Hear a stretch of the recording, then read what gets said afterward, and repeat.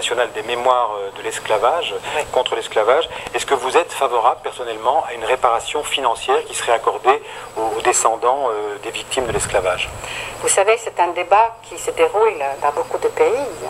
Et il se déroule en Angleterre, aux États-Unis, en Australie, en Norvège et dans d'autres pays qui ont opprimé des minorités. Un jour, la question de la réparation se pose. Et elle se pose évidemment aussi en France. Alors le président Donc, français a dit très qu'il était légitime. contre une réparation financière, qu'il pensait que ça ne réglerait pas le problème.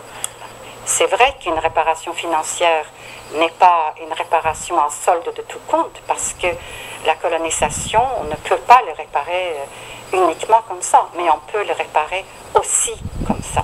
Et cette question-là, il faut la traiter dans un débat ouvert, transparent. Je suis très heureuse de la déclaration de Christiane Taubira d'aujourd'hui, où elle dit qu'elle pense qu'il faut donner des terres aux descendants d'esclaves. Oui, elle parle d'une réparation foncière en termes de Elle parle terres. d'une réparation foncière. Et donc c'est bien en termes de réparation. Il y a aussi le cas de Haïti, qui est emblématique, n'est-ce pas? Parce que Haïti a payé, a dédommagé les colons de l'esclavage. En 1804, je pense. Oui, elle a payé jusqu'en 1946. Et donc, on connaît la valeur de ce qu'elle a payé. Cet argent, elle était à la Caisse des dépôts et des consignations. La Caisse des dépôts et des consignations a joué un grand rôle. Oui, et les banques françaises qui ont financé l'opération. Il faudrait que la Caisse des dépôts, aujourd'hui, qu'est-ce qu'elle devrait faire aujourd'hui? Rendre une partie de cet argent. Je pense que le malheur de Haïti est beaucoup lié à cet énorme montant qu'elle a dû payer et que la question est sur la table. Nous devons s'en débattre.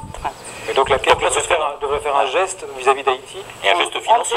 On doit trouver une forme de réparation qui, pour moi, n'est pas que morale. Ce n'est pas simplement une stèle que nous devons dresser, c'est aussi dans notre richesse que nous devons, et aussi dans la mémoire.